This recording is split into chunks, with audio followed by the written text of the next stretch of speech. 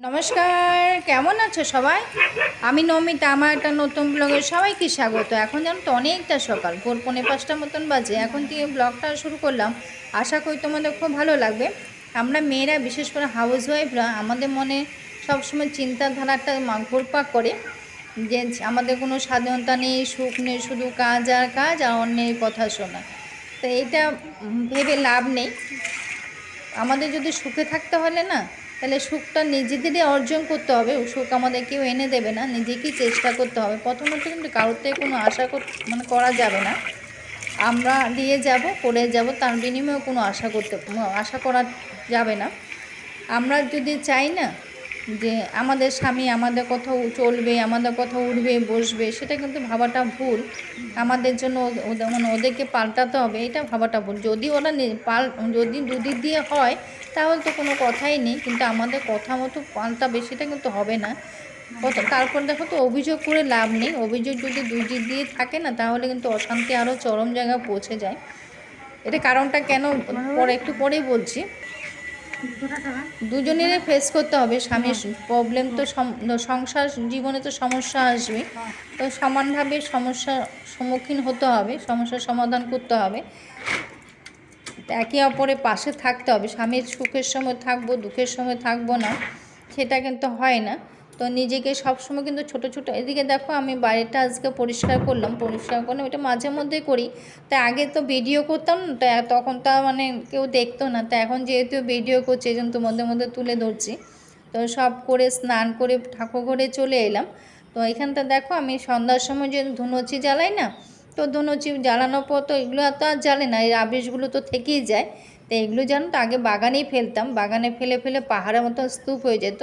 তো কিন্তু ওইটা তো কোনো কিছু কাজে লাগে না, যেমন সারও হয় না, উল্টো বাগানটাই নষ্ট হয়েছে। তারপর থেকে আজকে তো 6 মাস ধরে এটা বুদ্ধি করেছি, তো এটা একটা ব্যাগে জমিয়ে রাখি। তো জমিয়ে রাখার পর দেখো ওয়েদারটা এখনও অবধি সুন্দর আছে। তো আজকে ওয়েদারটা তো একটু পরে যে নাড়া দেবে এটা ভাবতে পারিনি। ভাবলাম আজকে হয়তো বৃষ্টি হবে ভাবছিলাম সকাল থেকে। যাক, ওয়েদারটা ভালো ছিল প্রথম দিকে, তারপর তো নাড়া দিয়েছে। তারপর এই যে ব্যাগে রেখে দিই।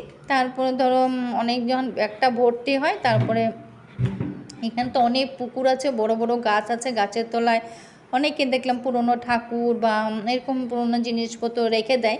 তো আমিও এরকম এই রাবিশগুলো রেখে আসি, তারপর হয়তো গাড়ি এসে নিয়ে যায়। তো পৌরসভা গাড়ি তো ঘরের মধ্যে আসে না, আর এগুলো নোংরার সঙ্গে দিতেও ইচ্ছা করে না, ঠাকুরের জিনিস তো। তারপর ঠাকুরের বাসন তো রাতে এখন মাজতেই পারি না, এত গরম।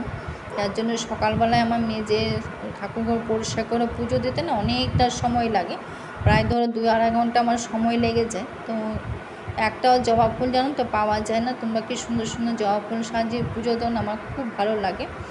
জবা ফুলটা আমার এমনও বরাবরই খুব পছন্দ। আমার অনেক জবা ছিল, কিন্তু সব জবা জানো তো নষ্ট হয়ে গেছে, জানি না কেন। কিন্তু বসাবো, বর্ষাটা যাক, বর্ষা যাওয়ার পরে তারপরে বর্ষার মধ্যেই বসাবো আর কি। এখন তো এতটা গরম না। এখন গিয়েছিলাম ওদিন বাজারে জবা ডালা, বলে এখন না কদিন পর। তো গাঁদা ফুল দিয়ে সাজিয়ে পুজো দিলাম। যাক, আমার পুজো দেওয়া হয়ে গেছে। আর জবা ফুল থাকলে না দেখতেও কিন্তু ভালো লাগে, আমার পুজো দিতেও ভালো লাগে। তারপর দেখো ঠাকুর দিয়ে চলে এলাম নিচে। তো সব দিন তো একরকম হয় না, প্রতিদিন সকালবেলা উঠে যখন রান্নাঘরটা প্রতিদিন তো মোছা হয়, এটা আমরা সবাই করি। রাতে একবার মুছে রাখি, আবার সকালে উঠে আরেকবার মুছে নিই, পরিষ্কার করে নিই, যাতে রাতে তো অনেক পোকামাকড় চলতে পারে। তখনই আমি বাসনগুলো গুছিয়ে নিই। তা আজকে বাসনগুলো গোছানো হয়নি, তো সব দিন তো সব একরকম হয় না, ওই জন্য আর গোছানো হয়নি। তার সকালবেলা এগুলো আবার একটু জল দিয়ে ধুয়ে তারপর আবার গুছিয়ে নিই। তো সকালবেলা তার মাঝি না, এমনি জল দিয়ে ধুয়ে নিই আর কি। তো এখন সকালবেলা উঠে তখন জল দিয়ে ধুয়ে নিয়েছিলাম, তো ধুয়ে এখন তো শুকিয়ে গেছে। তো এগুলি জায়গায় গুছিয়ে নিয়েছি। তো গুছিয়ে তারপর সকালবেলা নাহলে ভোরবেলা উঠে এই বাসনগুলো আগে একটু জল দিয়ে ধুয়ে নিই, তারপরে কাজ করতে করতে শুকিয়ে যায়। তো আজকে আর ধোয়া হয়নি, বেলায় ধুয়েছি, তো এখন শুকিয়েছে। এখন এখানে দেখো বড় বড় পাত্রের মধ্যে আমি জল রেখে দিই। যেটা বললাম না, স্বামীর সমস্যা, যখন ভালো সময় থাকবে তখন পাশে থাকবো, আর খারাপ সময় থাকবো না, সেটা তো হয় না। তা এখন দেখো এই পাত্রগুলো তো আমার এখন কাজে লাগে না, কি যখন এখন তো আমরা মেম্বার কম না, যত বড় বড় পাত্র লাগে না, এই জন্য এগুলোতে আমি সব জল ভরে রাখি। কেন বলো তো, এগুলোতে ধর সবজি ধোয়া, চাল ধোয়া, জল তো প্রতিনিয়ত মানে নিয়তই লাগে না। তো হাত ধুতো তো কতবার, তো রান্না করতে তো কতবার হাত ধুতে হয়। তো আমি এই জলগুলো এই জন্য যখন একদিন অন্তর করে পাম্পটাও চালানো হয়, প্রতিদিন আর পাম্প না চালালেও হয় আর কি, মানে সব দিক দিয়ে ভেবে আর কি, একটু খরচটা মানে ইলেকট্রিক বিলটাও তাহলে কম আসবে, সব কিছু চিন্তা করে। সকালে আজকে ম্যাগি করেছিলাম, তো আমার ভাগেরটাই পড়ে আছে, এইটা একটু পরে খাবো, এখন খাবো না। আজকে সকালে উঠে একটু চা না খেলে না দিনটা যেন শুরুই করতে পারি না, আসলে কি নেশাও বলতে পারো।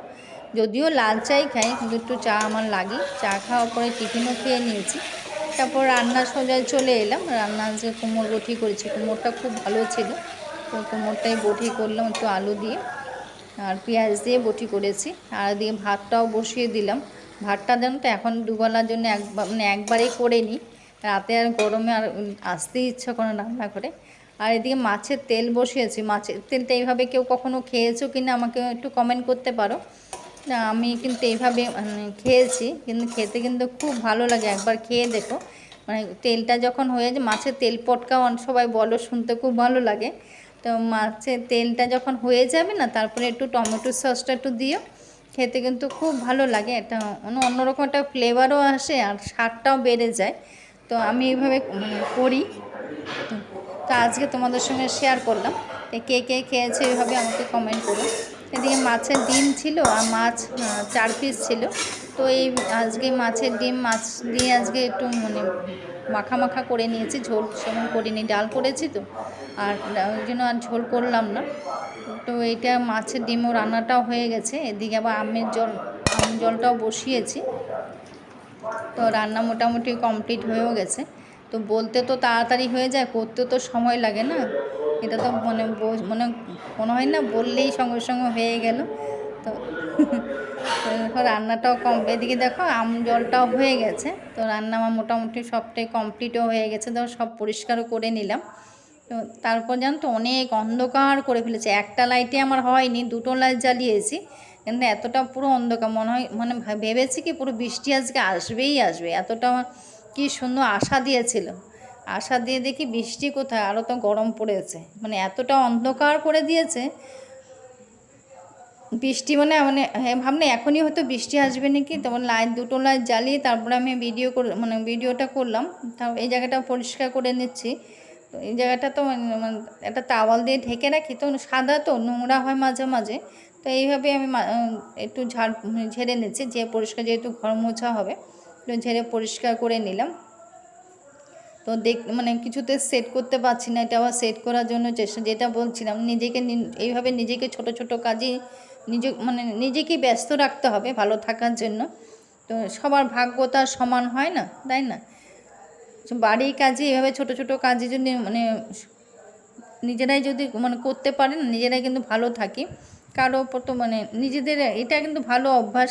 তারপর অনেকে আছে না, তারপর দেখো দিয়ে শুকনো লঙ্কাগুলো একটু ধুয়েছিলাম, এগুলো শুকিয়ে গেছে, এগুলো ভরে নেব। আর অনেকের অভ্যেস থাকে গান শোনা, ভালো অভ্যাস, আমারও গান শুনতে খুব ভালো লাগে। সবার গানের প্রোগ্রামগুলো যে গান শুনি না, আমার কিন্তু খুব ভালো লাগে গান শোনা, গল্প শোনা, এগুলো ছোটো ছোটো কাজের মধ্যে ব্যস্ত থাকলে নিজেরাই সুখী থাকা যায়। এইভাবেই থাকলে কিন্তু আমরা সব হাউস ওয়াইফটা সুখী থাকতে পারবো।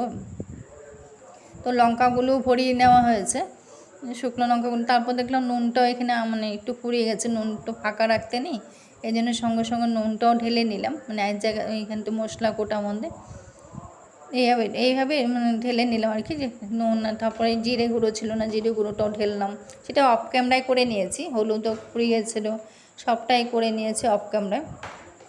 তো সবটা আর একসঙ্গে দেখানো যায় না, তো তাহলে তো অনেকটা বড় হয়ে যায়, তো এই জন্য সবটা করে মুছে পরিষ্কার করে রেখে দিলাম। তো এগুলো এই মশলা কোটাগুলো এই জায়গাটাই থাকে, আর মাঝে মাঝে যখন অনেকটা সবটা শেষ হয়ে যায় না, তখন ধুয়ে ফেলি। তারপর দেখো সারাদিনের সব পড়ে টোরে আর ভিডিও করা হয়নি, এখন সন্ধ্যার সময় চলে এলাম ভিডিও করতে। তারপর এদিকে দেখো আমার সব তুলসীর তলা, এখানে আজকে ব্লগটাও শেষ করব। আর কেমন লাগলো আমাকে কমেন্ট করো। এখানে তুলসীর তলা বাতি দেওয়া হয়, এখানেই থাকে জিনিসগুলো, আর উপরে যাই না। আগে নিচে বাতিটা দিয়ে তারপরে উপরে, যেহেতু ঠাকুরঘরটা উপরে, নিচে এগুলো রাখি। আর এখানে সব রাখা হয় আর কি, তাহলে আমার সুবিধা হয়।